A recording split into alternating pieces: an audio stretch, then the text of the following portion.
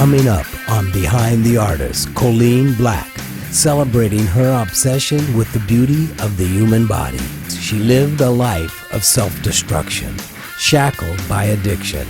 Today, Colleen Black is finding her way back through art. When you're an artist, that is a part of your being. Like, I cannot be anything else. Her gift was art. Her nemesis was booze. I almost killed myself many times. Just drinking so much that I could taste death, that I saw death, that I faced it, that I looked at it, and I said, it's okay if I die in a ditch. I'm still gonna drink. First time I ever realized that she was a troubled teen was when she tried her suicide. I did some horrible things, but you don't think about that when you're an alcoholic. Life beat Colleen down and crushed her soul. Art would remind her she still had one. Painting is the only thing that's ever been able to pull me out and make me real. She's an amazing ice sculptor. She's an amazing sculptor, incredible painter, but she had this vision of a modern feel to a master's touch. Painting, that is I can't live without it. I honestly cannot live without it. There have been times when I've gone without it, and I had to drink so much I almost died.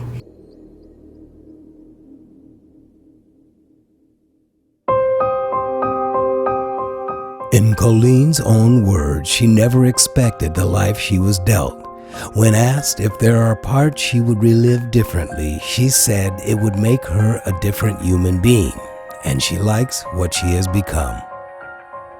I grew up with church in my family. My uncle is a pastor. In order to please God, as in fact you are living. The Bible continually tells us to walk that path. We always had God in our lives. We always had that, the kind of Christian background. But I was the black sheep. And I was about 2 years old, and I wouldn't shut up in church. So my mom handed me a schedule and a pencil and told me to just draw. The Bible says only the narrow road will lead to glory. When she was about 3 years old, the kids would come over to play with her, and she would go upstairs and play by herself. She said that she noticed that I would just lose myself in that. She had a super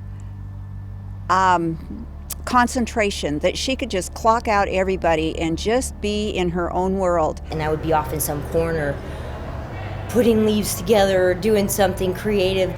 And the teachers in grade school were telling me that she would be just something different. Colleen had a natural talent for this. Pablo Picasso once said, every child is an artist. The problem is how to remain an artist once we grow up. I first became a painter when my Aunt Viola took me under her wing and showed me how to paint in oil. I don't remember sleeping that night. And that was the first time that I realized that I could lose myself like that in art. Her heart has always known she was an artist, and everything she touched became a work of art. I could pick up just about anything. You could put me in a ditch and leave me in the mud, and I would find a way to sculpt it or play with it or do something creative with it. She was carving out a niche that would embrace all her passions and appreciation for life. Horses became, I could relate to my horse, and they kept me out of trouble. My horse was my best friend. I was kind of a nerd, like I would just go down and want to be with my horse all day long. But happiness was not something ready-made. Darkness was looming right around the corner. When my parents got divorced, we moved to Washington State, moved into this small house that had a dirt floor, and we had nothing. We never had anything handed to us. Colleen was traumatized. On the surface, they were the perfect family. When she was 13, another devastating blow shattered her heart when her cousin and best friend committed suicide. We were the same age, and he was an artist too. and he went in his basement and took a gun to his head and shot himself. His death echoed through her like nothing ever before. She found an escape through art, poetry, and booze. Here I sit awaiting something unknown, a future to which may be spent alone, is the way that it starts. But it goes into this entire story about a dragon, a monster that comes and takes over me, and I knew that this monster was there. It was almost like I knew my future. Escape became an addiction. The lights went dim and the party came to an end. The dark moments had a lot to do with my drinking. They had a lot to do with me not being myself. Powerless over alcohol, escape came easy. Her life was a train wreck. Her past became a blur. I don't think I was addicted to alcohol back then. I could have been. Colleen was dazed, derailed, and living in denial. There was one point in my life when I could feel death. You know, like you feel it. It's almost like a blanket that covers your heart and takes away your soul and eats at every part of your emotions. And it's just something so dark and so disgusting. But I didn't have a way out. I didn't feel like I had a way out. First time I ever realized that she was a troubled teen was when she tried her suicide. I remember driving around in my car and just looking up into the sky and just saying goodbye to the trees because I knew I wouldn't be around anymore. I hid up in my room and I started to draw. I did this drawing and I just started writing on the side of it. That was kind of my suicide note. A note from the inside of an empty soul of a girl who longed to live the life of a princess, but was eaten by a dragon instead.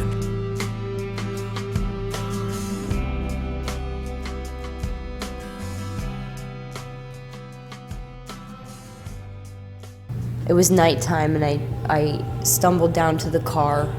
I started the car. She was right outside my bedroom window and I heard all this noises at nighttime. Then we ended up in the hospital that night. From there on, she had just multiple different things that would come up. We went to rape crisis, we went to bulimia, we went to all kinds of different things. From the 10th grade on, she was in some type of counseling.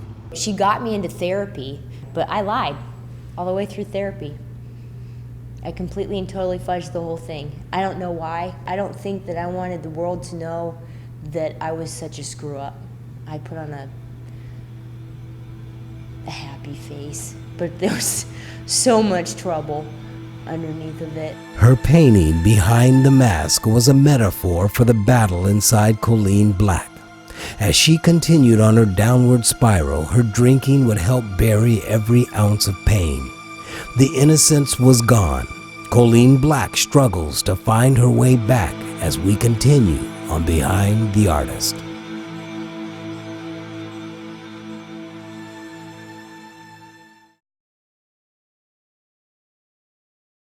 Coming up on Behind the Artist, Colleen Black finds emotional rescue in her art as she explores new directions. I fell in love with the human form. Probably the first time that I touched clay and pushed it back and it formed this belly. And it was, I literally, like, tears came to my eyes and I realized that this was it. This was where my heart was going. Her obsession with the human figure crossed many stylistic boundaries, from painting, sculpting in bronze, to one of the most elusive art forms in existence, ice sculpting. It's like sketching in the air. It's absolutely beautiful. And then I heard that you use a chainsaw. And it didn't scare me at first until the day that I was supposed to go down and learn to use the chainsaw. And someone told me that it kicks back and it could cut my head open. And if I'm doing it on ice, it must be slippery, so it would be highly dangerous. So this is what I heard the day of. Colleen Black's ice sculptures were a hit. She was offered the chance of a lifetime to compete in ice sculpting competitions around the world. Wild and fired up, Colleen+Black hit the road. She met her match and followed him to Pittsburgh, where they had their first child, and she got her first job. They were in some pretty bad neighborhoods, and art seems to bring out an emotion in people that is a healing type of emotion. And some of these kids did not come from, like, I would go home from work and I would cry just because of what they had been through. I wanted to take half those kids home. They were like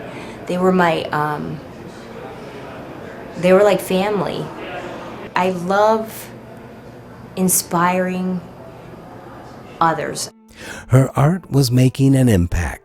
In the late 90s, her first sculpture commission would be an act of valor. When I sculpted the piece for Colleen Powell, it was for 17 Congressional Medal of Honor winners. And it was, I really got into the feeling of the piece with that, because these were American heroes. I sculpted about 100 different stories inside the base of the sculpture. It was an honor to sculpt the piece. On the outside, it seemed Colleen had it all, but on the inside, the battle continued. After her first daughter was born, she broke up with her unfaithful boyfriend and slipped back into her addiction. A few years later, history repeated itself, and Colleen met another man who shared the same passion for boozing. She had her second daughter, and soon after, they broke it off. Colleen and her daughters were now on their own. I would start drinking and hope to hold on enough to put them to bed.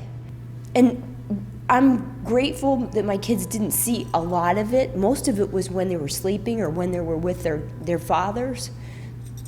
So I would wait, until they left, and I would really go on huge binges. That's probably one of the hardest things about reliving the drinking days, is just because I stole money from my kids right out of their piggy bank in order to buy alcohol. So I'd actually come to the point in my mind where I thought, well, they're probably going to come and take my kids.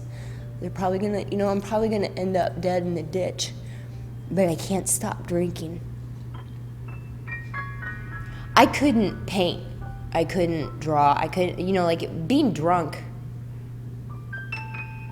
I thought I had moments of absolute genius. I thought that I was, like a painting would come out or a sculpture would come out, and I would look at it and I would see it and think that that's genius. Oh my gosh, I've got a winner here, but I was drunk. So I'd wake up in the morning and I'd find it and wonder what the hell happened to this, because it was a disaster. Unable to function, Colleen was down and out. 6 months behind on her rent and her electricity shut off. She was at the point of no return. I remember my heart being wrapped in barbed wire. I remember times just squeezing the blood out of me because I just didn't know where to go or who to turn to or who to really tell.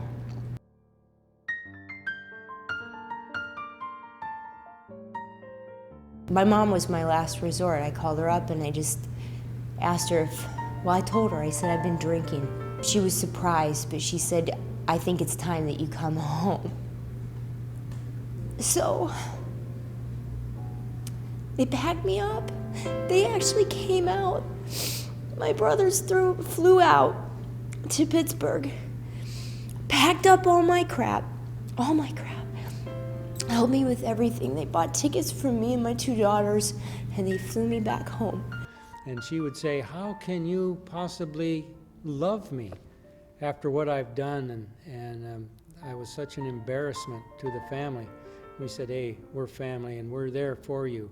And we're praying for you and we'll help you in every way that we can. I got home and I sobered up on my own. I had the shakes for about a month. I couldn't move my hands. I couldn't talk to anybody because I couldn't communicate. I could never ever be talking to you like this for this long without having at least a bottle in me. How does a person think like that? You know, like sober, I can go back and I can remember that stuff and I can look at it and go, how the hell can a mother ever do the stuff that I did? Colleen found solace within her family who carried her out of darkness. In her own words, if we are given the gift of the first morning light, we have the opportunity to create beauty, give life, and share inspiration. The Jesus sculpture that I did is a perfect example of me not being able to drink when I work. I just can't do it. I have to be sober.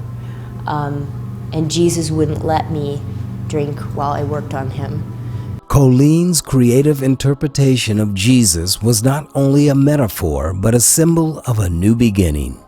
Well, Jesus off the cross is the way that I feel when I'm not drinking, because I'm off the cross, because I don't have to suffer anymore. I don't have to take drugs to be who I am. So that's what Jesus means to me. Colleen said it best, our true colors are what strength we have to make it through. They are our very own wings that some may not even know we have. And when we least expect it, there are those heroes in our lives that surprise us. An art collector recognized her talent and funded her trip to study in Italy. When I went to Italy, I studied under the masters. I studied a master's technique that was started when oil paints originated. It's called the Miche technique. So I learned this technique in glazing and bringing out different colors, different layers of color, so that it creates a depth in the painting itself. As we continue on Behind the Artist, Colleen Black is discovered by one of America's most recognized art publishers, Big Daddy.